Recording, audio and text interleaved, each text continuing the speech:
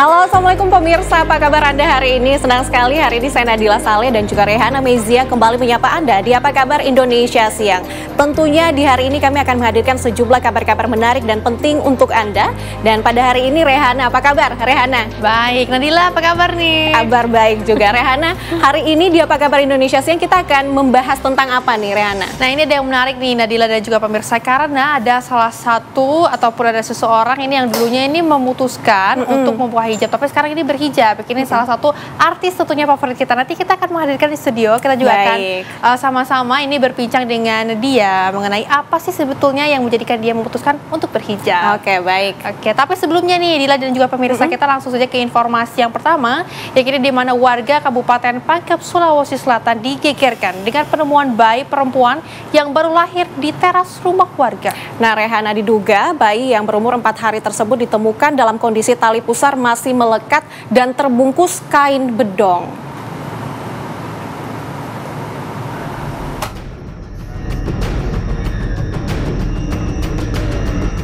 Dalam video amatir, warga Kampung Baru-Baru, Kabupaten Pangkep, Sulawesi Selatan digegerkan dengan ditemukannya bayi baru lahir di teras rumah.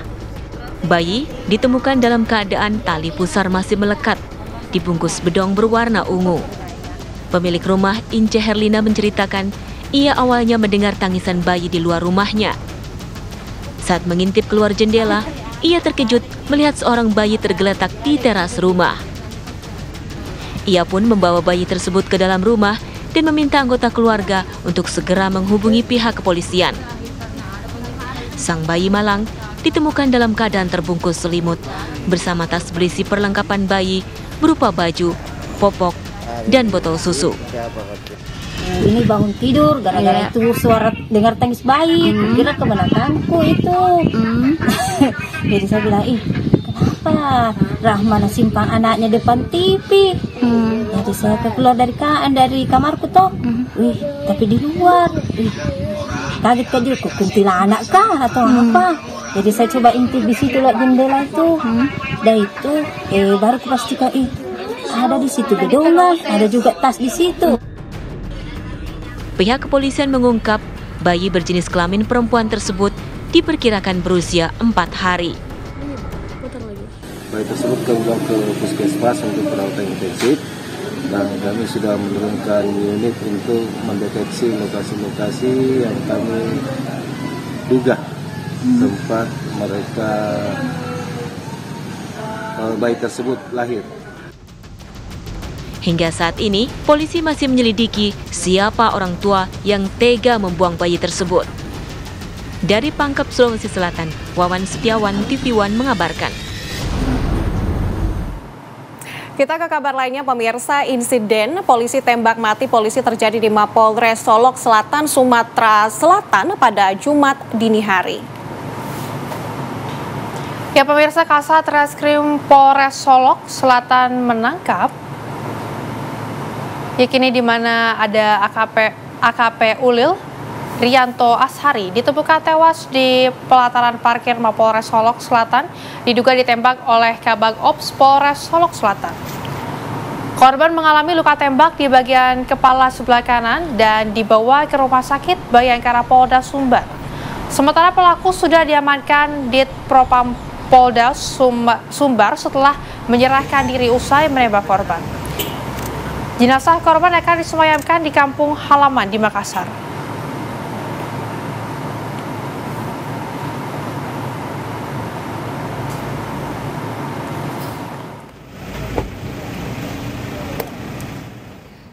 Diduga melakukan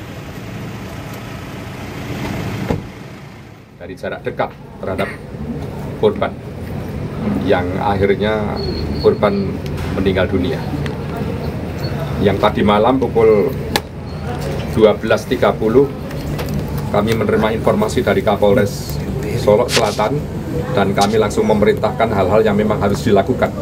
Mengingat jarak dari Kota Padang sampai ke Solok Selatan tidak kurang dari 3 jam jarak tempuh, sehingga apapun yang kami lakukan adalah upaya bagaimana untuk meredam situasi, bagaimana untuk menolong korban dan juga mengamankan yang diduga tersangka dan seterusnya. Yang akhirnya dalam waktu 5 menit setelah saya menerima berita, korban dinyatakan sudah meninggal dunia. Dan akhirnya di dalam waktu kurun tidak terlalu lama, oknum tersangka ini juga menyerahkan diri ke Polda dengan upaya-upaya tertentu, dan sampai saat ini secara intensif sedang kita dalami apa yang menjadi motifnya. Kita belum bisa melaporkan. Kita ke informasi lainnya, pemirsa, kini dari Temanggung, di mana seorang pelajar yang diduga ini akan mengambil bola yang tersangkut di pohon. 2 pelajar di Temanggung ini ditemukan terpaksa dievakuasi oleh petugas damkar yang ada di Temanggung. Kedua pelajar tersebut terpaksa dievakuasi lantaran tidak berani turun setelah memanjat pohon beringin setinggi 30 meter, pemirsa.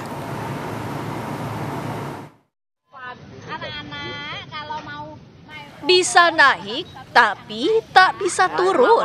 Ya, begitulah gambaran dari video amatir yang sempat diabadikan oleh salah satu pelajar yang memperlihatkan 2 pelajar SMK Sutomo, Temanggung, Jawa Tengah yang tak bisa turun setelah menaiki pohon beringin setinggi 30 meter di alun-alun Temanggung. Awalnya, pelajar bernama Alvarel Bagasaputra dan David Winugroho hendak mengambil bola yang tersangkut di atas pohon saat kegiatan olahraga bermain sepak bola bersama teman satu kelasnya. Sesampainya di atas, mereka baru menyadari jika pohon yang mereka panjat sangatlah tinggi. Mereka pun kehabisan tenaga dan tak kuat lagi untuk turun. Petugas damkar Kabupaten Temanggung pun turun tangan mengevakuasi keduanya. Awal mulanya mereka nekat memanjat karena bola sepaknya tersangkut di ranting pohon beringin di alun-alun. Kemudian 2 siswa memanjat, karena kelelahan mereka tidak bisa turun. Kemudian guru dari sekolah tersebut menghubungi damkar Kabupaten Temanggung.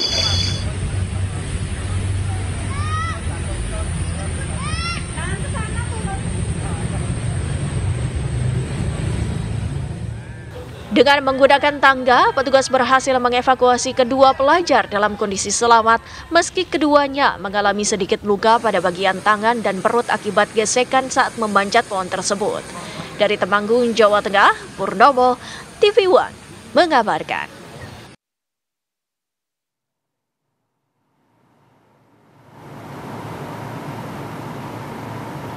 Kita bergeser ke Surabaya. Ini misteri tewasnya seorang wanita yang ditemukan tewas di rumah kos di Jalan Ngaglik, Surabaya, Jawa Timur. Akhirnya ini terungkap. Ya, pemirsa, dan juga pelaku pembunuhan adalah kekasih korban sendiri.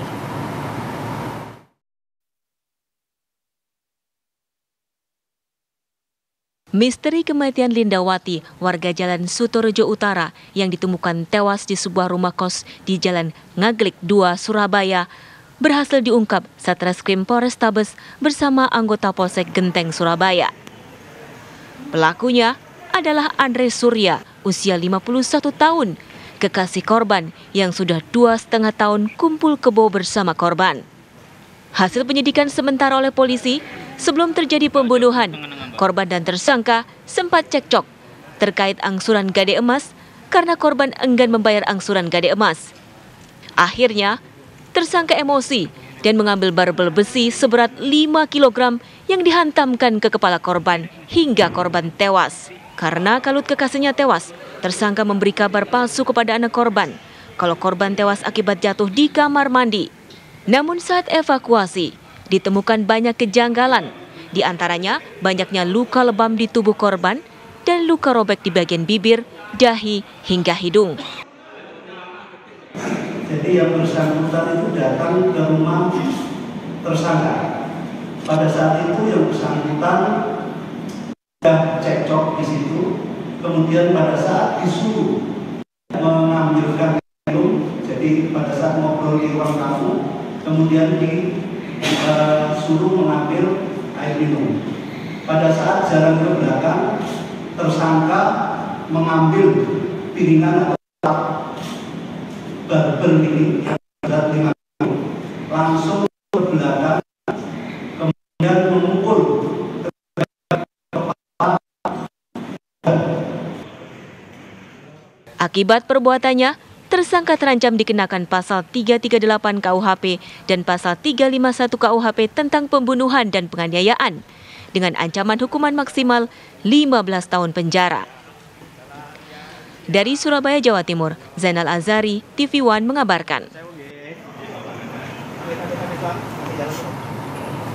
Ya pemirsa, 3 unit kendaraan mengalami kecelakaan beruntun di jalan lintas Sumatera, tepatnya di Desa Rantau Puri, Kecamatan Muara Bulian, Batanghari, Jambi. Dan Rehana, akibat dari kecelakaan ini 2 orang pengemudi truk mengalami luka-luka.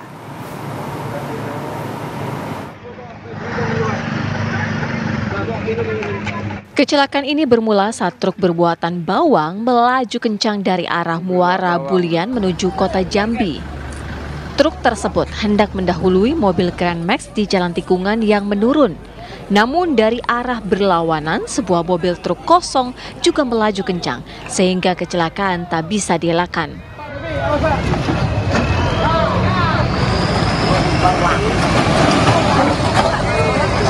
Akibatnya, truk yang bertabrakan tersebut terguling dan mengalami kerusakan, sehingga muatan bawang berserakan di jalan.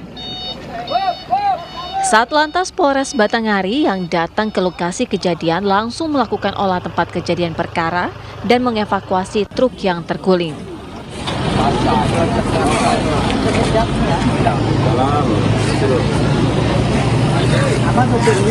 Kemudian dari arah yang berlawanan terdapat juga 1 unit roda 6. Akhirnya tersenggol dan terjadilah tabrakan. Untuk yang dari arah Muara Bulian bermuatan bawang rebah ke arah kiri, dan roda 6 yang dari arah Jambi menuju arah Bulian belok ke atas menimpa kendaraan Grand Max. Proses evakuasi truk yang terguling ini membuat arus lalu lintas di jalan lintas Muara Bulian Jambi sempat lumpuh. Tidak ada korban jiwa dalam peristiwa ini, namun kerugian material ditaksir lebih dari 10 juta rupiah. Sedangkan 2 pengemudi truk mengalami luka-luka. Dari Batanghari, Jambi, Tarmizi, TV One mengabarkan.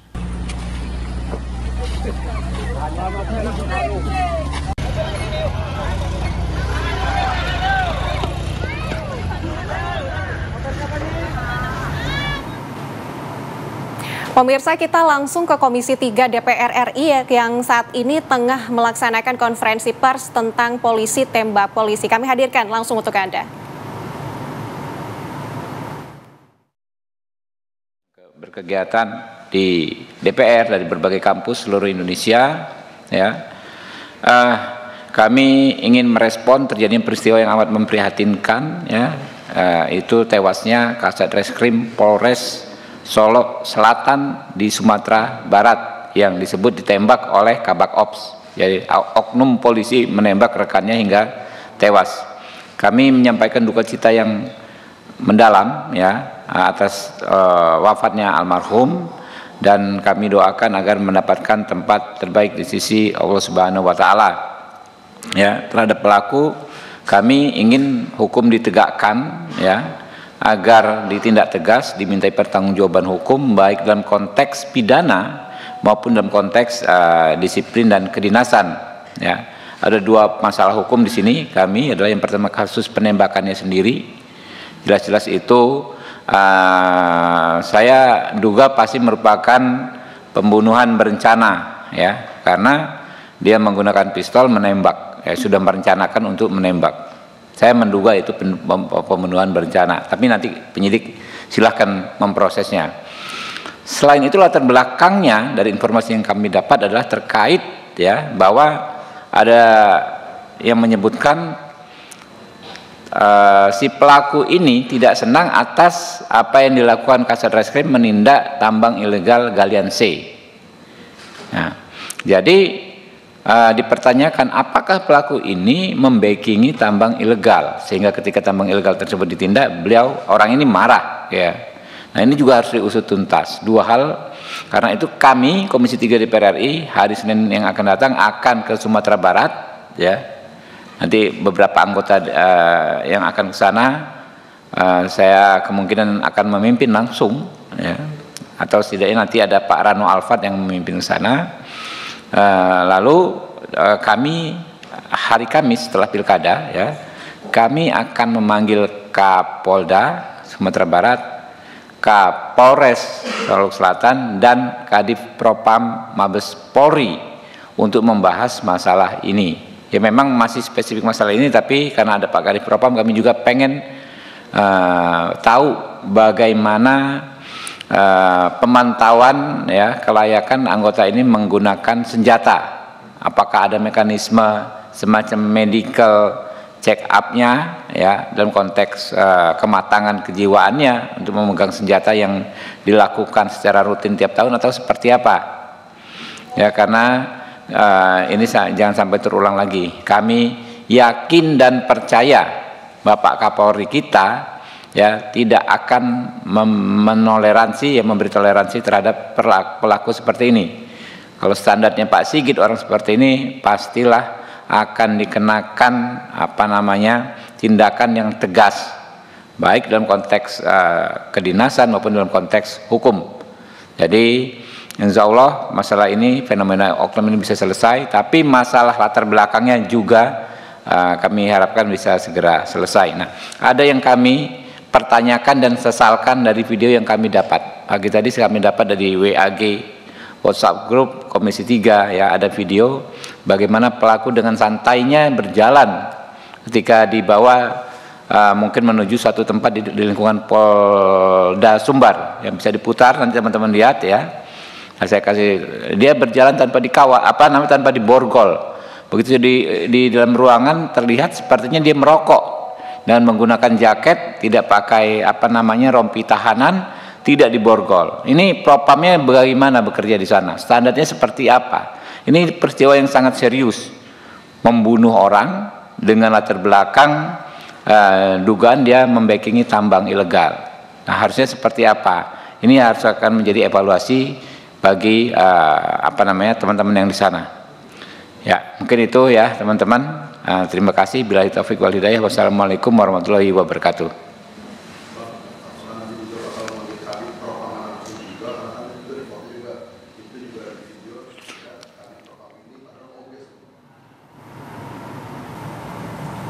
Anda masih bersama kami di Apa Kabar Indonesia Siang. Pemirsa, menahan tangis ini puluhan korban investasi bodong DNA Pro menggeruduk Kejari Kota Bandung. Mereka mendesak dan meminta kepastian uang sitaan dan aset sitaan yang dilelang dan laku terjual segera diserahkan kepada korban.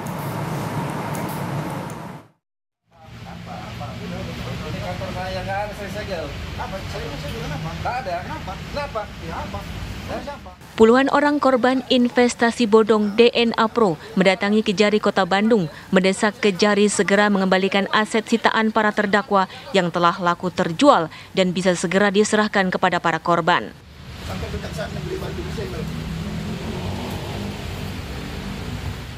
Hampir 2 tahun, para korban belum mendapatkan kepastian dari Kejari Kota Bandung. Jadi nggak ada alasan bagi kejaksaan sebenarnya untuk menahan-nahan.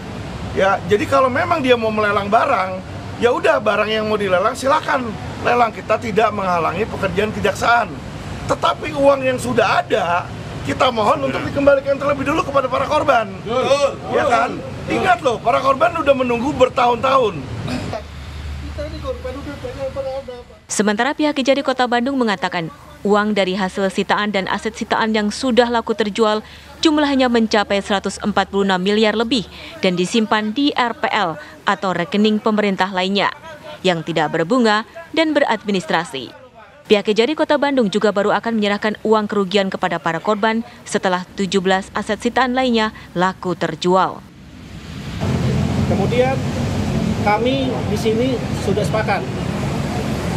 Ini internal kami kepada pimpinan bahwa eksekusi 1 kali. Kenapa? Karena kami ini 1 kali main. Oke. Pak, kali main. Ini pimpinan yang mana, Pak? Berjenjang ya, Kejari, Kejati, Kejaksaan Agung. Disetujui usulan dari kami ini. Para korban berharap uang yang telah terkumpul sebanyak 146 miliar lebih diserahkan terlebih dahulu kepada para korban. Jumlah total korban pun lebih dari 3.000 orang. Dari Bandung, Jawa Barat, Asep Barbara, TV One mengabarkan.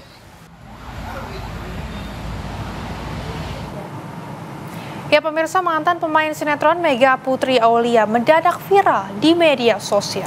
Ini sambil menangis, pemeran Atika dalam sinetron Tukang Bubur Naik Haji ini meminta sinetron lamanya tidak diputar kembali. Bismillah.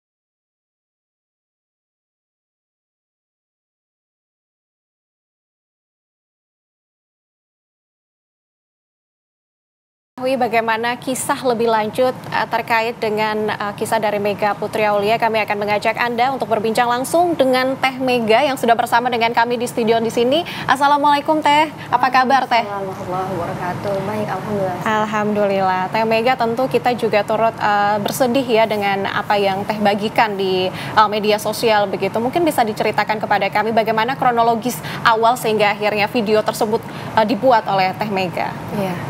Bismillah, alhamdulillah, Allahumma sholli ala sayyidina Muhammad amma ba'du. Saya Teh Mega Aulia, mantan artis sinetron yang sekarang sudah hijrah bergerak di bidang dakwah. Ya, di sini saya sebenarnya udah nggak mau masuk TV ya, karena saya juga terakhir syuting sinetron yang di SCTV itu sinetron Anak Jalanan tuh mundurkan diri. Tapi karena qadarullah, sinetron saya yang zaman jahiliyah yang terbuka-buka aurat itu ditayangin lagi, dan jamaah saya itu yang ngasih tahu jamaah ya kalau saya sudah hijrah insya Allah total ya, nggak nonton TV, nggak dengerin musik, nggak nonton bioskop, udah nggak duniawian tuh nggak ya, jadi fokus ke dakwah ibadah. Kaget kan, panggilnya kan orang tuh manggil saya ustazah ya, tapi sebenarnya saya sih sebenarnya menurut saya belum cocok lah panggil ustazah gitu, ilmu masih minim gitu, masih banyak dosa. Tapi jamaah tuh manggil saya ustazah. Ustazah, itu ada sinetron Tukang Bubur Haji ditayangin ulang di RCTI. Saya kaget dong, shock dong, astagfirullah. Kemudian saya cek kan ada siaran ulang gitu. Bener, itu pagi ya, siangnya saya ngajar masih itu ya, tausiah gitu.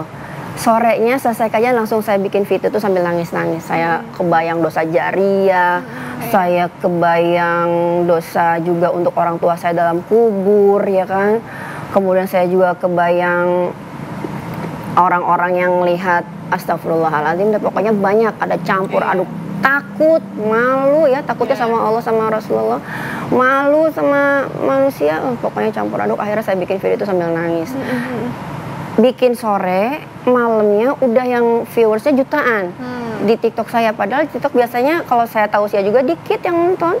Itu menurut saya udah campur tangan Allah ya, supaya saya udah tampil aja ke TV, tapi untuk mengklarifikasi dan minta tolong ke siapapun pihak di sana, mau itu televisi, mau itu YouTube, mau itu di medsos-medsos, itu tayangan saya kalau klik Mega Aulia masih muncul tuh ya kan, yang seksi-seksi yang astagfirullah naudzubillah itu ya. Nah mungkin kata Allah udah sekarang saatnya lah kamu minta sana. Kalau minta personal satu-satu nggak bisa, nggak kenal juga. Dan kalau misalkan untuk bayar ini bayar itu, saya manusia biasa nggak punya kuasa juga. Ya udah langsung aja ke TV.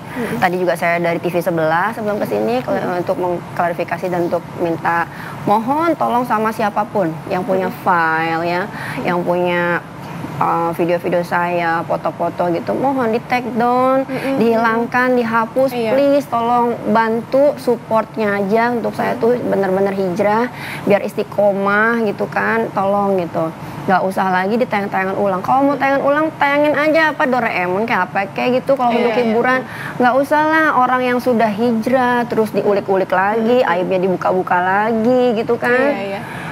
Terus yang main sinetron di situ juga ada beberapa yang sudah almarhumah. Mereka juga ada yang belum menutup aurat terus sekarang di dalam kubur disiksa lagi gitu kan. Udahlah ya, saya minta empatinya aja, rasa kemanusiaannya gitu kan, sesama manusia dan kita ya sesama umat beragama, udahlah. Betul Mega, ini mungkin bisa diceritakan nih, awal mula ini ceritanya hijrah seperti apa Teh? Perjalanannya gitu yang memang tidak mudah ya Teh untuk sampai ke posisi ini gitu Teh. Iya, bismillah ya. Jadi waktu syuting Tukang Purna Haji masih terbuka aurat. Kemudian itu viral itu 5 tahun ya. Mungkin kalau yang Gen Z mungkin belum tahu ya. Itu juga anehnya itu sinetron udah 12 tahun yang lalu ngapain diulang lagi gitu kan. Dan udah tahu orangnya yang dulu di situ seksi banget, sekarang udah hijrah jadi berdakwah gitu kan, jadi dai. Harusnya astagfirullah ya, kalau punya hati nurani udahlah gitu, nggak usah. Perjalanan ini juga nggak mudah gitu gak ya. Mudah ya kan, butuh konsisten, untuk belajar menjadi solihah itu kan susah. Ngapain dirusak lagi, orang jadi inget lagi, jadi aduh ya astagfirullah. Jadi awalnya itu pakai jilbabnya aja itu lagi syuting. Syuting anak langit ya. Kemudian saya syuting itu memang dipaksa, belum pakai jilbab sebenarnya, supaya peran saya itu beda dari peran sebelumnya si Atika yang ceriwis itu, dia tukang bubur itu. Jadi suruh pakai jilbab lah sama si sutradara sama produser supaya kalem gitu ya, beda. Akhirnya dari situ ya terbuka hatinya. Iya, itu masih belum tuh, masih berangkat syuting, pulang syuting buka, pakai jilbab itu cuman on kamera doang. Nah, selang berapa lama suami saya mau milad ya. Tadi ada tayangannya, aduh mudah-mudahan nggak marah yang web saya ya, ada di TV ya. Milad saya memikir, saya mau ngasih kado apa ya buat suami saya. Suami saya dunia udah punya, tapi belum punya istri solihah gitu ya. Istri solihah itu harus turut sama perintah Allah, perintah Rasulullah bahwa berjilbab itu wajib untuk perempuan muslimah yang sudah balik. Akhirnya saya bilang sama suami, "Say, kamu mau milad, aku nggak bisa kasih kado apa-apa, tapi aku mau ngasih kamu kado, aku berjilbab. Supaya kamu selamat dunia akhirat." Karena istri itu kan tanggung jawab suami ya. Istri nggak sholat, istri nggak ngaji, istri nggak puasa, istri nggak pakai jilbab, suami duluan yang disiksa. Saya saking cintanya pengen masuk surga sama-sama, akhirnya ya udah saya pakai jilbab. Itu mula hijrah. Itu awalnya seperti itu, Masya Allah ya Teh Mega. Dan tentu respon dari suaminya juga pasti sangat bahagia karena itu jadi hadiah yang mungkin paling indah untuk dia gitu. Mungkin bisa diceritakan respon suami kala itu, Teh Mega. Pertama kali ini seperti apa ketika Teh Mega ini kemudian mencurahkan nih, saya memutuskan untuk berhijab. Seperti apa nih Teh? Jadi memang sebenarnya yang ditunggu-tunggu sama beliau, cuman nggak berani nyuruh. Jadi saya juga kasih wejangan untuk suami-suami di sana, nggak usah nunggu istrinya pakai dengan sendirinya. Karena arijalu qawwamuna 'alan nisa, ya suami itu kepala rumah tangga, jadi harus suami yang nyuruh. anak-anak perempuan juga ya yang sudah balik, istrinya dikasih tahu bahwa saya nggak mau loh nanti disiksa gara-gara anak dan istri yang turut syariat Islam, ayo pakai jilbab gitu ya. Jadi suami saya bilang sebenarnya saya pengen nyuruh tapi nggak enak juga gitu, tapi alhamdulillah dengan doa kamu sadar sendiri gitu. Nah kalau bergerak di bidang dakwah, memang basicnya saya lulusan pesantren sebelum saya syuting ya. Namanya manusia itu kan memang tempatnya salah dan khilaf ya. Al-insanu maqala khata' wa nisan. Tapi khairul khata'in at-tawwabun, sebaik-baik orang yang berdosa bersalah itu adalah orang yang bertobat. Selama kita masih hidup dikasih kesempatan tuh ya untuk tobat, memperbaiki diri sebelum mati ya. Jadi saya juga tahu bahwa diri saya ini banyak banget dosa jariah yang kayak tadi tayang di TV, orang nonton, orang niru itu jadi dosa saya. Maka saya hijrah jadi da'iyah supaya saya mencari amal jariah. Kata Allah kan innal hasanat yudhibana sayiat. Amal soleh itu menghapus dosa-dosa yang lalu. Jadi dosanya ditutup dengan kebaikan dengan amal soleh gitu ya. Nah sekarang saya sedang berusaha mengumpulkan amal jariah, adalah pihak-pihak yang membuka keran untuk dosa jariah saya lagi. Astagfirullah dong.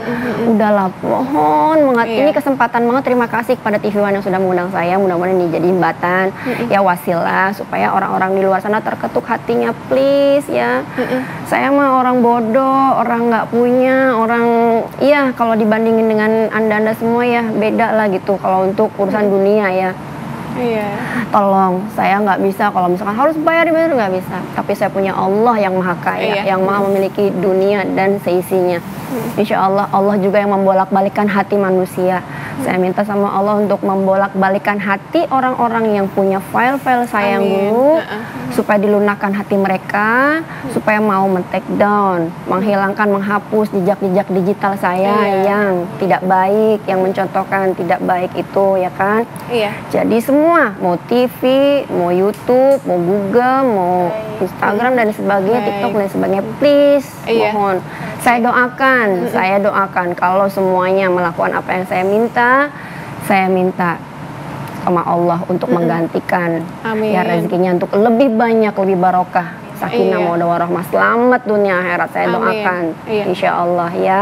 Teh Mega, tentunya kita bersama-sama ini juga berharap agar apa yang menjadi harapan dan keinginan yang Teh inginkan saat ini bisa tercapai, dan kita juga turut prihatin atas apa yang Teh Mega alami. Terima kasih atas ceritanya Teh Mega. Insyaallah istiqomah ya Teh ya. Amin.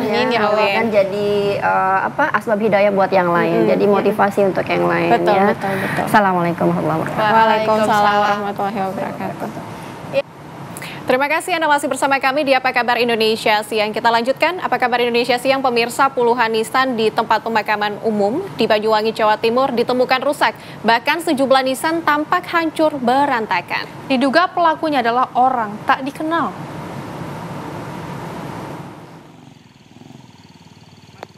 Beginilah kondisi pemakaman umum yang ada di Dusun Tapak Lembu, Desa Temu Asri, Kecamatan Sempu, Kabupaten Banyuwangi, Jawa Timur, Kamis siang. Puluhan nisan di tempat pemakaman umum rusak, bahkan sebagian besar hancur berantakan. Warga setempat yang tinggal di dekat pemakaman umum mengaku kalau pada hari Kamis 14 November lalu sempat mendengar suara gaduh di area pemakaman. Mereka mengira suara gaduh tersebut berasal dari area kebun yang ada di dekat pemakaman. Peristiwa pengerusakan nisan makam ini diketahui juru kunci yang mendatangi area pemakaman dan melihat sejumlah makam rusak porak-poranda. Setidaknya ada 30 makam yang rusak. Jadi saya luruskan, itu bukan pembongkaran, tapi perusakan. Kejadian sendiri diketahui masyarakat hari Rabu tanggal 20 November sekira jam 14 sore kemarin saat ada keluarga masyarakat yang akan nyekar. Polisi kini masih mendalami kasus ini dengan meminta keterangan sejumlah saksi. Dari Banyuwangi, Jawa Timur, Happy Octavia, TV One mengabarkan.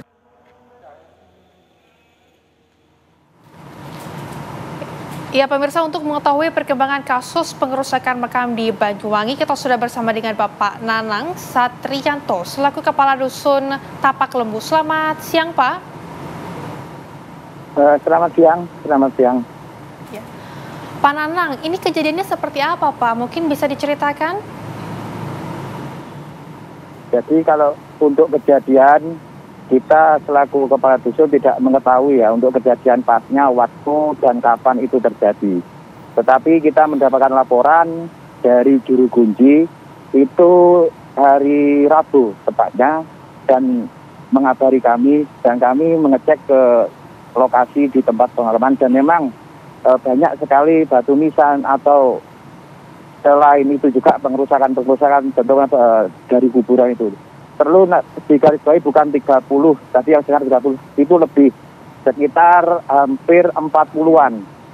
Nggak tahu itu Bapak yang untuk menjadi motif apa-apa, kita masih menggali, Mbak. Dari kita sudah laporan kepada pihak berwajib, dan alhamdulillah respon dan kerja keras dari pihak berwajib mulai tadi juga terus dilaksanakan untuk mengungkap siapa pelaku pengerusakan makam tersebut.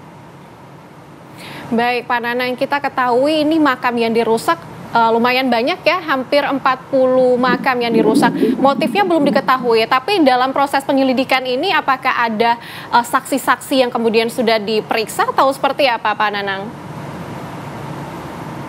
Untuk sampai sekarang ini sudah beberapa saksi kami juga menyaksikan, sudah diminta keterangan, dan itu pun tidak bisa kami ungkapkan karena supaya untuk penyelidikan ini bisa berjalan. Untuk berapa kurang lebih 4 saksi, kalau nggak 3 saksi itu sudah dilaksanakan oleh dari pihak kepolisian. Baik, Pak Nanang, ini kan mengingat makam yang dirusak ini cukup banyak. Kemudian tanggapan dari keluarga kepada Pak Nanang ini sudah ada yang berkomentar kah Pak? Tentu, hampir semua, walaupun tidak keluarga yang tidak menjadi korban, ikut berkomentar dan juga ikut merespon dengan tindakan yang sangat anarkis ini menurut saya. Karena pas kemarin itu ya besar harapan kami tumpahkan kepada pihak kepolisian, karena tuntutan dari masyarakat itu segera mengungkap. Sampai ya tiap hari saya sudah capek dimintain keterangan, dimintain sama warga untuk terus dikejar untuk mengungkap pelakunya itu. Dari warga, banyak sekali warga yang mengeluh atas tindakan-tindakan tersebut. Iya Pak. Untuk lokasi dari makam itu sendiri, apakah dekat dengan perumahan-perumahan warga atau seperti apa? Barangkali sudah ada pihak warga di sana yang mencurigai ada orang-orang yang melakukan itu, Pak Nanang? Iya, kalau dengan pemukiman ada sih sekitar kurang lebih 200 meter, itu hanya beberapa rumah. Tapi kami tidak bisa untuk mengungkapkan apakah pelaku ada di sekitaran di situ. Kami tidak mau berkomentar dan tidak mau berspekulasi karena takut untuk itu mempengaruhi dari proses penyelidikan itu tersebut. Oke, Pak Nanang, baik. Ini mengenai pelakunya sendiri nih Pak Nanang. Kemudian sudah ada konfirmasi dari pihak kepolisian kah Pak? Kalau konfirmasi, setiap hari kita konfirmasi dan kita selalu menanyakan. Tetapi untuk pelaku dari pihak kepolisian juga tidak memberikan penjelasan. Tapi intinya sampai sekarang ini hanya di pemeriksaan saksi-saksi sama pemeriksaan. Karena juga mungkin kurangnya alat bukti, mau menunjuk siapa-siapa itu mungkin dari pihak kepolisian belum berani. Tapi itu juga ranah kepolisian, kita tidak mau untuk memberikan informasi, takut kita ini memberikan salah informasi.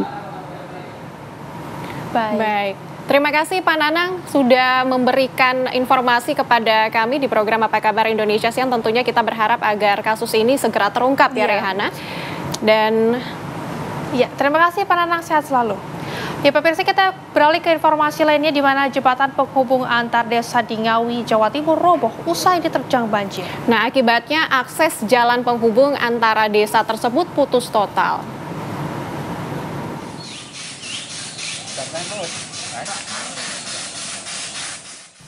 Inilah kondisi jembatan di Desa Kelampisan, Kecamatan Geneng, Kabupaten Ngawi yang roboh pada Rabu petang.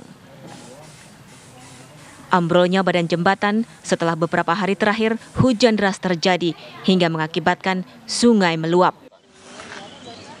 Selain itu, sampah bambu yang menumpuk pada bagian pondasi tengah jembatan mengakibatkan arus air menggerus bagian samping jembatan. Robohnya yang atas itu jam 4 sore, kurang lebihnya jam 4 sore.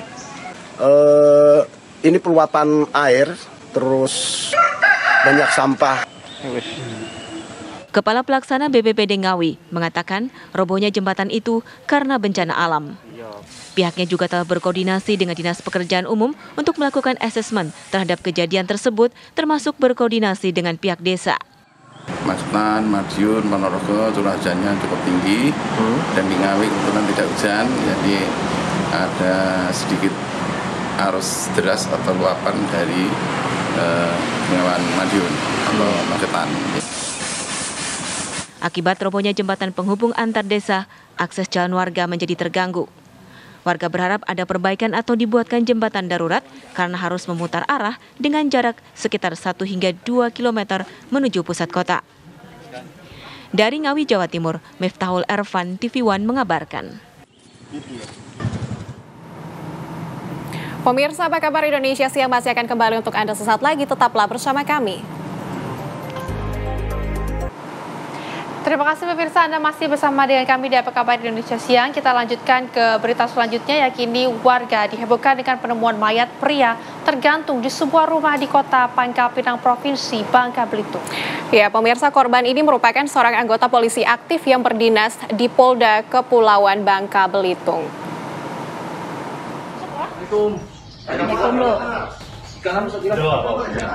Karena curiga tidak masuk kerja selama beberapa hari, sejumlah anggota Polda Bangka Belitung mendobrak pintu rumah rekannya di Kelurahan Sinar Bulan, Kecamatan Bukit Intan, Kota Pangkal Pinang, Bangka Belitung.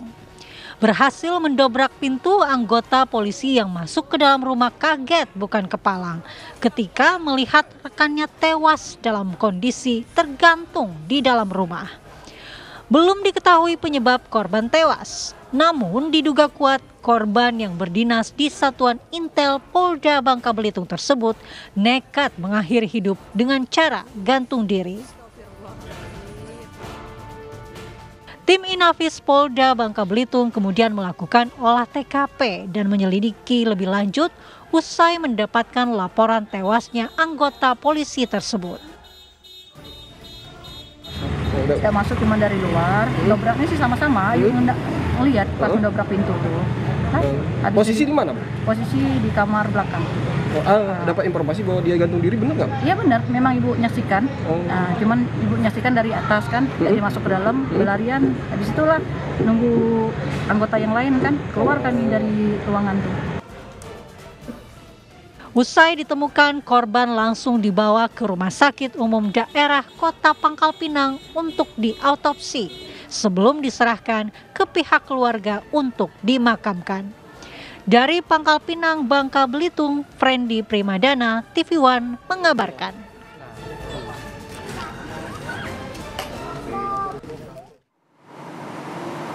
Dan pemirsa, untuk mengetahui kejadian tersebut kami sudah terhubung dengan Ibu Evi, Ketua RT setempat. Assalamualaikum, selamat siang Bu Evi.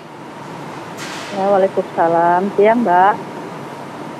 Iya, Bu Evi, mungkin bisa diceritakan kepada kami bagaimana kronologi ditemukannya mayat dari korban tersebut, Bu Evi. Oh, iya Mbak.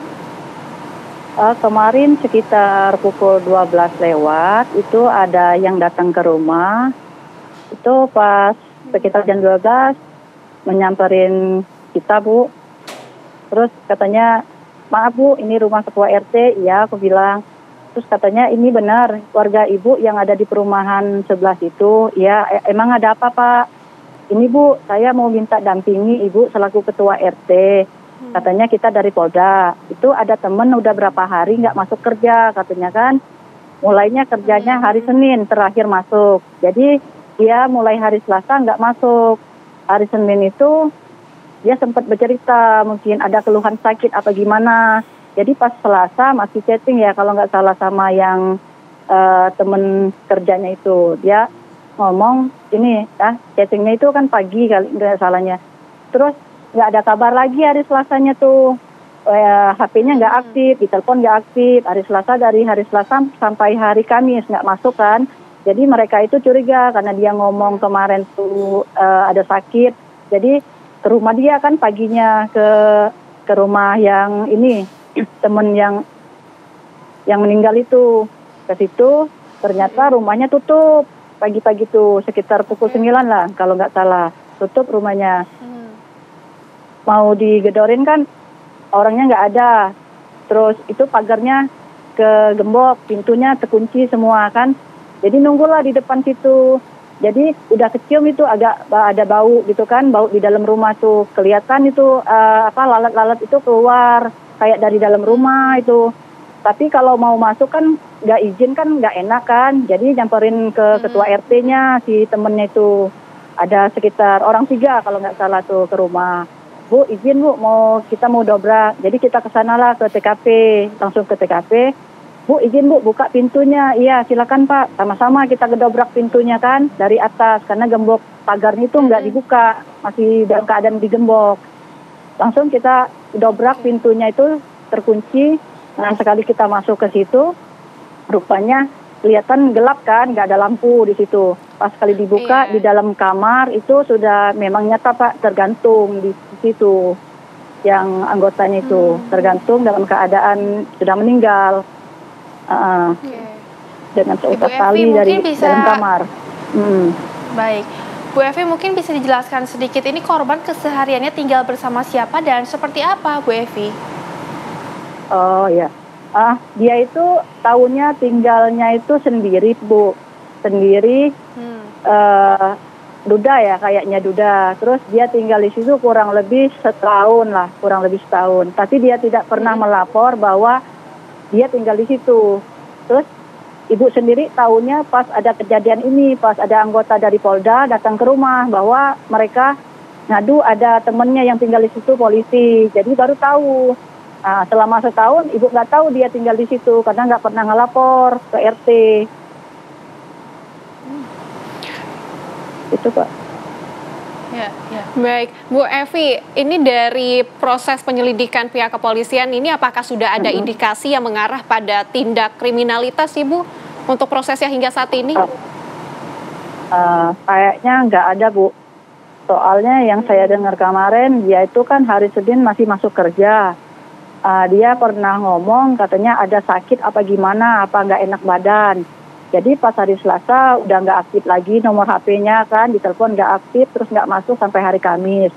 Jadi rekan-rekan kerjanya itu kan curiga karena ada ngomong sakit, ditelepon nggak aktif, nyamperinlah ke rumah. Itu Bu. Kalau selebih lanjutnya nggak tahu ya, ada apa itu dibalik kematiannya. Yang setahu saya dari rekan kerjanya ngomong sakit kemarin tuh hari Senin. Gitu. Ibu Evi, ini sudah ada konfirmasi kan dari pihak keluarga atau mungkin sudah ada keterangan terkait dengan kejadian ini, Bu Evi? Ya. Ya, sudah ada keterangan kan dari pihak keluarga, Bu? Oh, dari pihak keluarga nggak ada, Bu. Soalnya dia itu sendiri tinggal di situ. Terus kemarin dibawa ke rumah duka, setahu saya itu rumah pamannya kali ya. Pamannya, masih keluarga jauh lah. Dibawa ke rumah pamannya itu, rumah dukanya di Pangkal Pinang lah, di arah Gabek. Nah, selebihnya saya nggak tahu tuh. Soalnya keluarganya di Palembang. Iya, baik Bu Evi, terima kasih untuk informasinya Bu Evi. Selamat melanjutkan aktivitasnya kembali, terima kasih. Dan pemirsa, apa kabar Indonesia Siang masih akan kembali untuk Anda sesaat lagi. Tetaplah bersama kami. Anda masih bersama kami di Apa Kabar Indonesia Siang. Pemirsa, kita ke informasi lainnya. Kini seorang pemuda di Musi, Banyuasin, Sumatera Selatan tewas ditembak di bagian kepala. Korban ini ditembak orang yang tidak dikenal saat akan melakukan pembayaran tagihan listrik di loket PLN.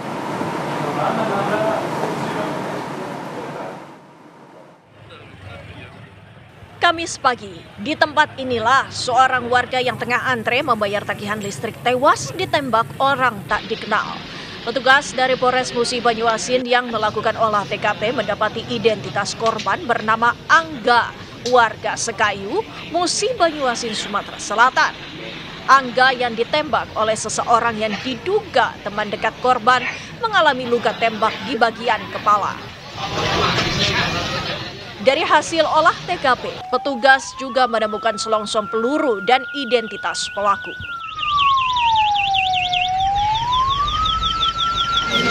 Korban pada saat ditembak, saat itu sedang melakukan pembayaran di loket PLN. Kemudian pelaku datang, secara tiba-tiba langsung menembakkan senjatanya ke kepala bagian belakang si korban sehingga tembus ke bagian depan. Setelah dilakukan otopsi, malam harinya jasad korban diserahkan ke pihak keluarga untuk disemayamkan di rumah duka dan dimakamkan. Bapak merasa kehilangan? Betul merasakan kehilangan, merasa kerugian. Pokoknya saya mohon kepada yang berwajib, aku minta dihukum yang seberat-beratnya. Keluarga korban berharap pelaku segera ditangkap dan dihukum seberat-beratnya. Diduga pelaku penembakan adalah teman korban. Dari Musi, Banyuasin, Sumatera Selatan, Puja Kusuma, TV One mengabarkan.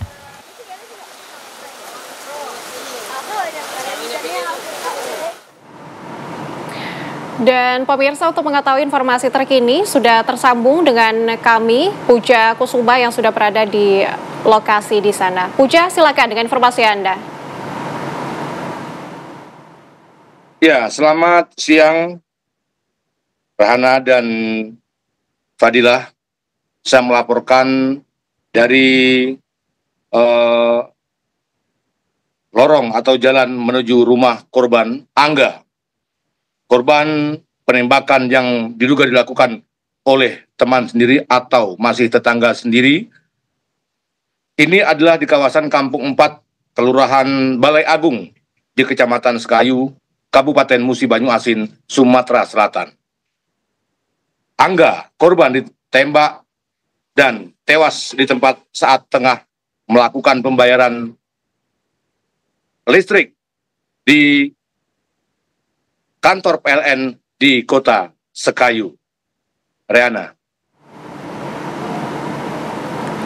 Baik. Ya, Pak Puja, barangkali sudah ada keterangan dari pihak kepolisian yang mungkin menyampaikan apakah ada sebelumnya ini di kronologinya ada pengancaman yang dirasakan oleh korban sendiri atau seperti apa keterangan dari pihak kepolisian di sana? Ya, pihak kepolisian Polres Musi Banyuasin memberikan keterangan bahwa dugaan korban ditembak oleh pelaku ini karena adanya perselisihan yang pernah diceritakan oleh keluarga korban. Korban ini pernah selisih dengan pelaku dan ini sudah berlangsung beberapa bulan lalu dan pihak kepolisian sendiri sudah mengantongi identitas pelaku dan bahkan saat ini pelaku sudah ditangkap oleh pihak kepolisian Polres Musi Banyuasin bersama Polsek Sekayu dan masih dilakukan pengembangan dan penyelidikan terkait adanya motif pembunuhan yang dilakukan oleh pelaku, yang mana pelaku merupakan tetangga daripada korban. Baik, Puja, kita akan tunggu update selanjutnya. Terima kasih atas laporan Anda langsung dari Banyuasin. Terima kasih dan selamat kembali beraktivitas. Pemirsa, apa kabar Indonesia yang akan kembali dengan sejumlah informasi lainnya? Tetaplah bersama kami.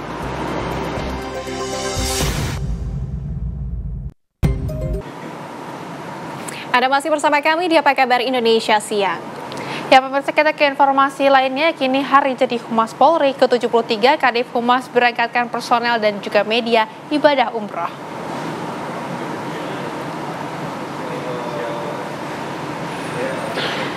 Terdapat 23 jemaah umroh ke Tanah Suci dalam rangka peringatan Hari Jadi Humas Polri ke-73. 23 jemaah terdiri dari 8 anggota beserta keluarga, 2 jurnalis, dan 3 ustadz pendamping. Menurut Kadif Humas, hadiah ini menjadi salah satu apresiasi dari Humas Polri atas tugas para jurnalis yang membantu memberitakan kinerja Polri dan selalu bersinergi, berkolaborasi, memberikan yang terbaik untuk masyarakat sesuai program presisi Kapolri.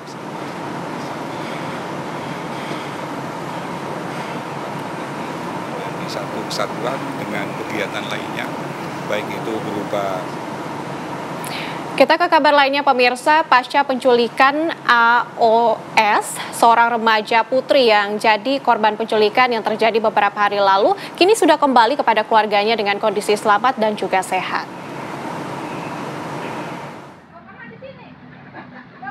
Hilang selama 4 hari, AOS, seorang remaja putri yang menjadi korban penculikan, penyekapan dan pemerasan dengan meminta uang tebusan 400 juta yang dilakukan oleh beberapa orang pelaku yang terjadi pada hari Minggu lalu, kini sudah kembali kepada keluarga dan orang tuanya dalam kondisi sehat dan selamat. AOS terlihat senang dan gembira saat rekan-rekan sekolah dan gurunya datang berkunjung ke rumahnya untuk melihat kondisinya dan memberi semangat kepada dirinya. Saya tuh diculik di rumah ini juga. Awalnya penculik itu mengajak ngobrol. Setelah itu adik saya langsung diseret ke dalam mobil dan mobil itu langsung melaju cepat. Dari kesaksian tetangga ini, saya cari rumah yang ada CCTV-nya. Lalu kami melaporkan kejadian ini ke Kapolsek Kuala Hulu. Berapa orang pelaku? Pelakunya menurut kesaksian itu sekitar 7 orang.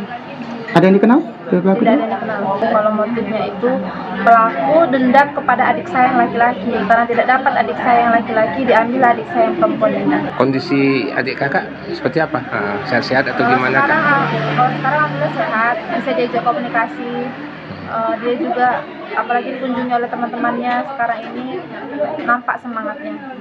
Kemudian di sana dia diperlakukan seperti biasa, diberi makan. Cuman kalau tidak mengikuti aturannya dia diancam akan ditembak. Sempat terjadi juga pemukulan di bagian punggung, paha dan di jambak rambutnya.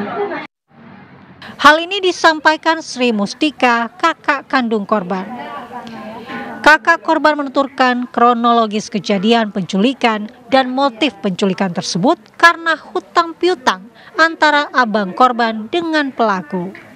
Pelaku yang sudah lama mencari keberadaan abang korban namun tidak kunjung jumpa, sehingga sebagai pelampiasan pelaku menculik AOS adiknya.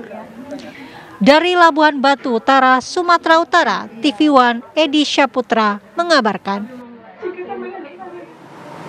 Ya pemirsa, buntut video viral warga binaan Lapas Tanjung Raja berpesta narkoba, pihak lapas langsung memutasi petugas yang menyebar video tersebut. Petugas lapas itu pun angkat bicara lantaran merasa dizolimi.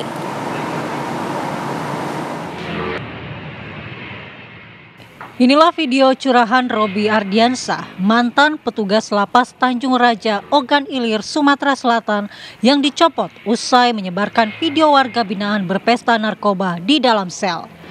Melalui video yang diunggah ke media sosial, Robi membantah beberapa fakta yang dibeberkan Kalapas Tanjung Raja. Robi juga menyebut terdapat bukti transaksi antara petugas lapas dengan napi sebelum melakukan pesta narkoba.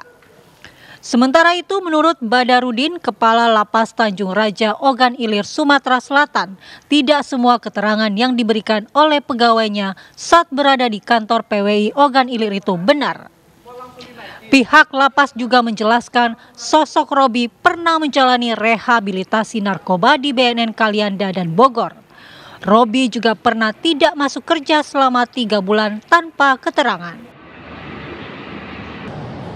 Saudara RA pada tahun 2021 yang bersangkutan melaksanakan rehabilitasi di Loka Rehabilitasi BNN Kalianda, Lampung, ya. Dan ini suratnya melakukan Kalianda, Lampung. Yang bersangkutan ini tidak masuk kerja, ya, tidak masuk kerja kurang lebih 3 bulan ya. 3 bulan berturut-turut, ya. Kurang lebih 3 bulan berturut-turut. Ini yang asal bukti absensi tidak kehadiran beliau. Ya. Saya pribadi siap. Setelah membongkar pesta narkoba di dalam lapas, kini Robi Ardiansah telah dimutasi ke Lapas Rukbasan, Batu Raja, Ogan, Komering Ulu. Dari Kabupaten Ogan Ilir, Sumatera Selatan, Berkat Arsyad, TV One mengabarkan. Kita ke kabar lainnya, pemirsa, aksi polisi Satlantas Polresta Yogyakarta yang membantu seorang ODGJ di jalanan tanpa busana viral di media sosial.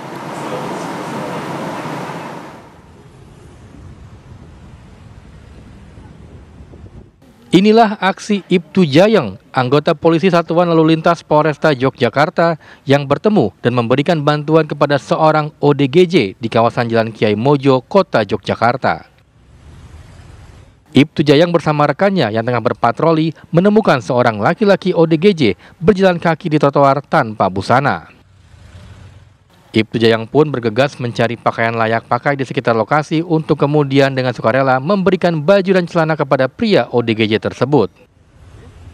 Kami sedang menemukan seorang warga yang keterbelakangan mental.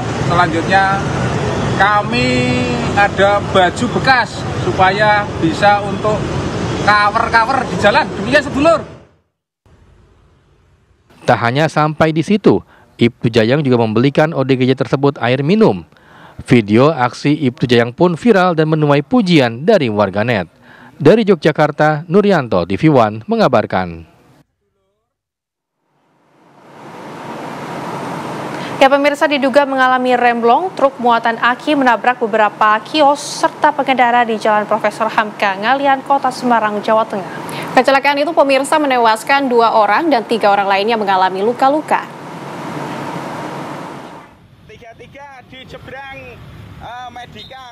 Kecelakaan maut terjadi di Jalan Profesor Hamka atau Pengilon 1 di Kecamatan Ngalian, Kota Semarang, Kamis petang. Truk bermuatan aki diduga mengalami remblong dan menabrak sejumlah kendaraan dan kios. Dalam video amatir yang diambil oleh warga setempat, salah satu pengendara motor tewas di lokasi kejadian. Selain itu, sejumlah korban lainnya terjepit badan truk. Sejumlah saksi mata mengatakan truk yang melaju dari atas tiba-tiba tak terkendali dan menabrak beberapa kendaraan di depannya. Truk dari atas remblong, terus nabrak ini laundry, ST sama dagingnya ini badut, ada sama jus. Katanya warung jenengan juga ketabrak? Iya, yang depan ketabrak semua, sama motor-motor. Motornya juga ketabrak? Iya, motornya sekitaran 5. Petugas Satlantas Polrestabes Semarang dan tim SAR dibantu relawan serta warga membantu mengevakuasi korban dan membersihkan lokasi kejadian. Dari 5 korban, 2 korban diantaranya meninggal dunia dan 3 orang lainnya luka-luka. Polisi masih menyelidiki penyebab kecelakaan dengan menunggu keterangan sopir truk yang masih dirawat di rumah sakit karena alami luka-luka. Dari Semarang, Jawa Tengah, Didit Kordias, TV One mengabarkan. Ya, pemirsa, usai jeda apa kabar Indonesia Siang akan kembali menemani Anda dengan sejumlah informasi lainnya. Tetaplah bersama kami. Anda masih bersama kami di Apa Kabar Indonesia Siang. Pemirsa, warung nasi penyetan sudah banyak sekali ditemui di berbagai tempat di kota Yogyakarta. Nah, namun kali ini ada yang unik lantaran si penjual nasi penyetan ternyata seorang bule blasteran. Inilah lokasi warung penyetan sedep mantep yang berada di tepi jalan Sorosutan, Kota Yogyakarta. Warung yang menyatu di bagian depan rumah ini buka setiap hari sejak siang hingga malam. Menu andalannya yakni nasi daun jeruk dengan penyetan, lauk pauk, lengkap sayur dan sambal khas. Rasa dan aroma khas nasi daun jeruk pun terasa nikmat saat disantap bersama rekan atau kerabat. Uniknya, si penjual nasi penyetan ini ternyata seorang bule blasteran Pakistan Manado. Tak ayal, tempat makan juga disebut warung bule ini selalu ramai dikunjungi pembeli dari berbagai kalangan. Awalnya, para pembeli mengaku penasaran lantaran si penjual yang seorang bule ini kerap viral di media sosial. Tahu ini dari IG, saya mau nyoba di sini. Oh gitu, penasaran atau? Penasaran atau? Iya, penasaran. Udah dicoba tadi Pak? Udah, enak. Enak ya? Rasanya seperti apa sih kalau ada jeruknya itu? Makan nasinya aja udah enak. Ada jeruk-jeruknya, ada rasa bawang-bawangnya gitu. Sambalnya juga enak, sudah kemari. Terus ayamnya ayam serai gitu, ada rasa-rasa serai-serainya, jadi bumbunya ngerasuk banget. Pemilik warung yakni Kiki Amelia adalah bule blasteran Pakistan Manado yang memang rutin mengupload aktivitasnya berjualan ke media sosial maupun live TikTok. Kiki mengaku menu khas nasi daun jeruk serta beragam penyetan ini merupakan kuliner yang biasa diolahnya sehari-hari. Ia pun kemudian memiliki ide berjualan menu khas tersebut di warung rumahnya. waktu itu bulan puasa. Saya punya ide kalau buka puasa buat keluarga tuh apa aja ya. Terus saya nemu-nemu resep, lihat-lihat resep, terus oh nasi daun jeruk, terus ini nanti nasi daun jeruknya enaknya dipaketin pakai ayam serai. Itu tuh semuanya resep sendiri. Terus kebetulan saya tuh suka suka memasak. Nah, terus akhirnya tercetus kepingin buka warung makan. Ya sederhana di rumah sambil bisa jaga anak-anak di rumah. Ini selain jualan di offline juga Mbak sering live TikTok juga ya? Iya, saya live TikTok. Dampaknya seperti apa sih Mbak kalau dengan live TikTok itu? Dampaknya luar biasa banget, banyak banget teman-teman support. Ini kebetulan saya juga lagi live. Banyak banget teman-teman support, jadi orang-orang jadi kepengen kesini juga, kebetulan FYP, terus pada kesini pada mampir. Ya alhamdulillah banyak yang bisa nyobain. Sejak dibuka, warung ini terbilang laris, terutama saat menjelang makan siang maupun selepas sore hari menuju makan malam. Dari Yogyakarta, Nurianto, TV One mengabarkan. Wah, kayaknya ini enak nih. Kita harus sempatkan kalau ke Yogyakarta ya, makan ayam penyetan yang tadi. Nah, ini juga ada kabar yang lain nih yang gak kalah menarik. Kamu apa itu? ARMY bukan? ARMY banget dong. Aduh, ya aku juga. Ada kabar apa tuh Rehana?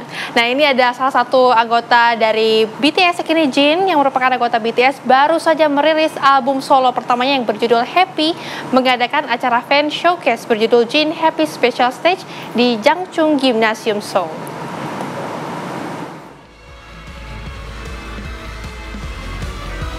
Acara yang dihadiri oleh ribuan penggemar BTS yang disebut dengan ARMY ini penuh dengan momen spesial, termasuk kehadiran mengejutkan Wendy dari Red Velvet. Wendy tampil sebagai tamu untuk membawakan lagu duet mereka, Heart on the Window, yang terdapat dalam album Happy. Wendy mengaku merasa terhormat dapat menjadi bagian dari album Happy dan sangat menikmati proses bekerja dengan Jin.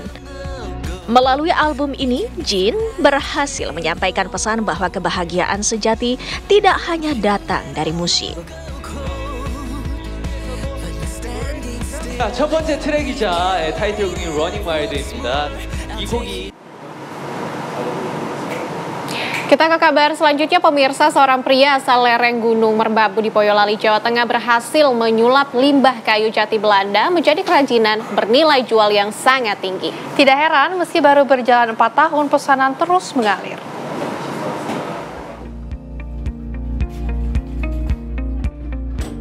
Inilah Marianto, warga lereng Gunung Merbabu atau tepatnya Desa Jelok, Kecamatan Cepogo, Boyolali, Jawa Tengah. Marianto setiap hari bergelut dengan limbah kayu jati Belanda untuk dibuat berbagai kerajinan, salah satunya adalah kerajinan siluet. Marianto mengawali usahanya mengolah limbah jati Belanda sejak tahun 2019. Saat itu Marianto adalah seorang kuli bangunan dan dikeluarkan karena dampak pandemi COVID-19. Awalnya Marianto meminta uang kepada istri untuk membeli kayu lantaran di rumahnya tidak memiliki kursi. Karena uangnya tidak cukup, Marianto akhirnya membeli limbah kayu jati yang harganya jauh lebih murah, kemudian kayu tersebut dibikin kursi. Setelah jadi, kursi tersebut dibeli oleh temannya. Dari situlah Marianto kemudian memiliki ide untuk membuat kerajinan siluet dari limbah kayu tersebut. Marianto pun kebanjiran order. Belakangan Marianto juga mendapat pesanan gambar Presiden Prabowo Subianto dan Wakil Presiden Gibran Rakabuming Raka. Di musim pilkada ini banyak juga yang memesan gambar calon bupati dan wakil bupati dari berbagai daerah. Untuk harga kerajinan siluet dipatok dengan harga Rp100.000 hingga Rp200.000 untuk ukuran 3R atau tergantung tingkat kerumitan. Idenya dari terpaksa. Waktu itu saya pas COVID itu saya nganggur, akhirnya iseng-iseng buat barang dan ternyata malah laku. Terus akhirnya ya saya teruskan sampai sekarang. Dalam sehari, Marianto dapat mengerjakan 2 kerajinan siluet. Selain siluet, Marianto juga membuat perabot rumah tangga yang semuanya terbuat dari limbah kayu jati Belanda. Dari Boyolali, Jawa Tengah, Agus Sabtono, TV One mengabarkan.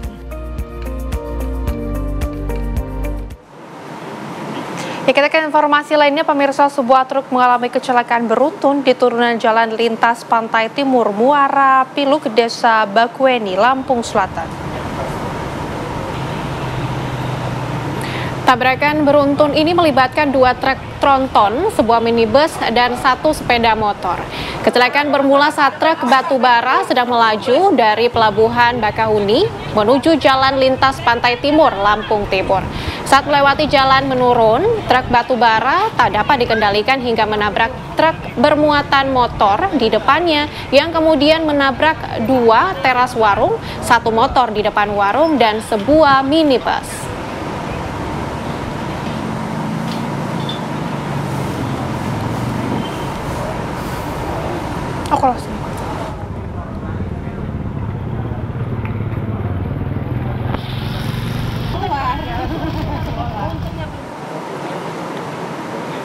Pemirsa, apa kabar Indonesia Siang masih akan kembali untuk Anda sesaat lagi. Tetaplah bersama kami. Anda masih bersama kami di Apa Kabar Indonesia Siang. Pemirsa, kita ke informasi lainnya, yakini pada hari kedua tim gabungan TNI Polri hingga Dinas PU Kota mencari korban hilang yang tersedot air deras saat banjir. Tim melakukan penelusuran pada aliran sungai kecil yang ada di sekitar lokasi kejadian. Seorang bocah bernama M. Faturrahman Al-Habsyi berusia 10 tahun terseret arus banjir saat bersama dengan teman-temannya ini bermain. Tim rescue Basarnas Palembang masih mencari korban sejak pukul 6.00 waktu Indonesia Barat sampai sore hari. Proses pencarian awal dimulai melakukan penelusuran dari titik awal hilangnya korban. Kemudian di titik akhir pembuangan air dengan radius pencarian diperkirakan hampir 2,5 km. Sebelumnya pemirsa, ini dikabarkan korban hilang terseret arus banjir saat sedang bermain air hujan bersama temannya di area komplek Sukajaya Permai, Kelurahan Sukajaya, Kecamatan Sukarami, Kota Palembang pada Senin sore kemarin.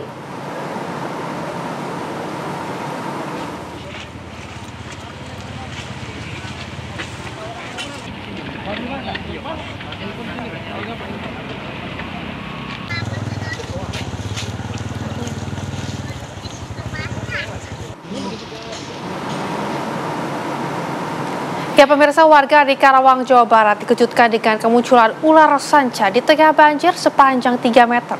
Karena dianggap membahayakan, warga pun beramai-ramai menangkap ular tersebut.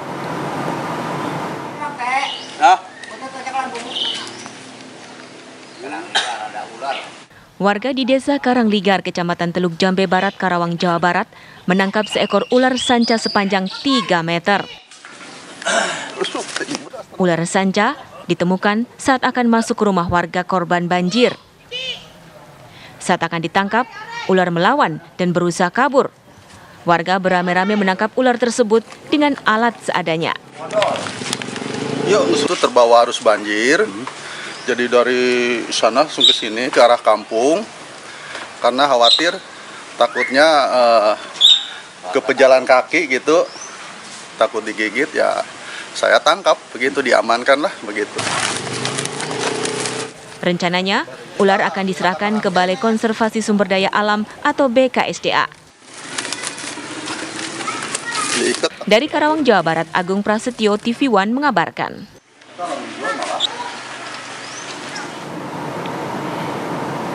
Pemirsa, 3 unit kendaraan mengalami kecelakaan beruntun di Jalan Lintas Sumatera, tepatnya di Desa Rantaupuri, Kecamatan Muara Bulian, Batanghari, Jambi. Dan pemirsa, akibat kecelakaan ini 2 orang pengemudi truk mengalami luka-luka.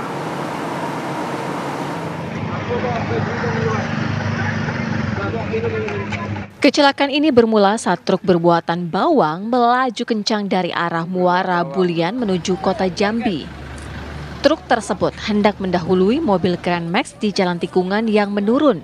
Namun dari arah berlawanan, sebuah mobil truk kosong juga melaju kencang, sehingga kecelakaan tak bisa dielakkan.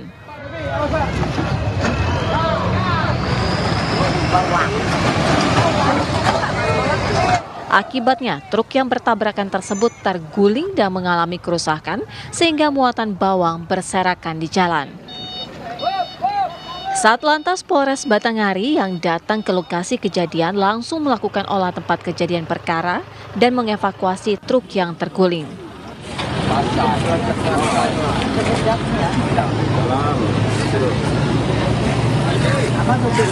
Kemudian dari arah yang berlawanan terdapat juga satu unit roda 6. Akhirnya tersenggol dan terjadilah tabrakan. Untuk yang dari arah Muara Bulian bermuatan bawang rebah ke arah kiri, dan roda 6 yang dari arah Jambi menuju arah Bulian belok ke atas menimpa kendaraan Grand Max. Proses evakuasi truk yang terguling ini membuat arus lalu lintas di Jalan Lintas Muara Bulian Jambi sempat lumpuh. Tidak ada korban jiwa dalam peristiwa ini, namun kerugian material ditaksir lebih dari 10 juta rupiah. Sedangkan 2 pengemudi truk mengalami luka-luka. Dari Batanghari Jambi, Tarmizi TV One mengabarkan.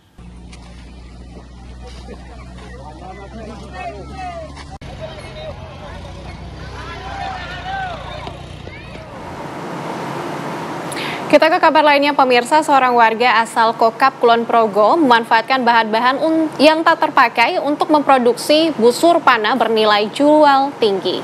Selain telah dipasarkan secara regional di Yogyakarta dan Jawa Tengah, busur buatan Joko telah dijual hingga ke luar negeri.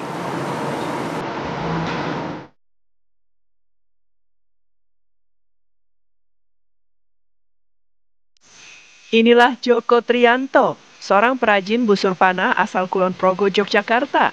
Sekitar 12 tahun lebih, pria 55 tahun ini menggantungkan hidupnya dari hasil membuat busur panah. Berlokasi di rumah sederhana miliknya, warga asal Dusun Mulakan, Kelurahan Hanggorjo, Kabupaten Kulon Progo ini rutin membuat busur panah dengan dibantu sang istri serta sejumlah tenaga. Uniknya, ia memanfaatkan limbah atau bahan tak terpakai yang terdapat di sekitar rumahnya sebagai bahan baku pembuatan busur panah tersebut. Di antaranya seperti limbah kayu perhutani, bambu, hingga pipa paralon bekas. Terdapat 2 jenis busur yang ia produksi.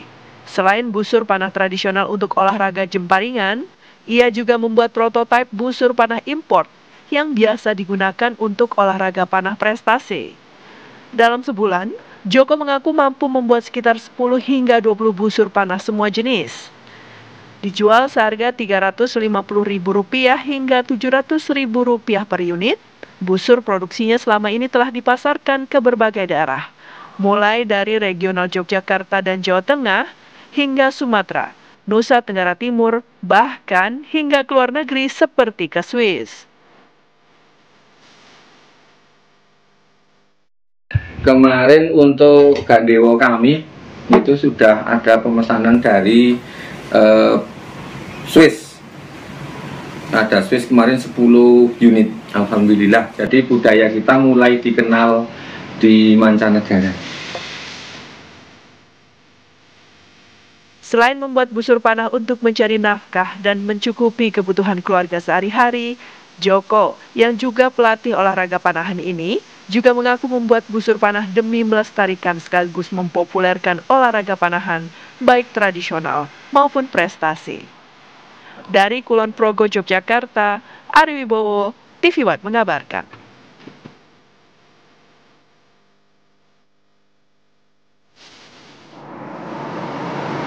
Ya pemirsa, informasi tadi juga sekaligus menutup perjumpaan kita di siang hari ini. Saya Rehana Meizia. Dan saya Nadila Saleh mewakili kru yang bertugas pamit undur diri. Terima kasih atas perhatian Anda. Sampai jumpa.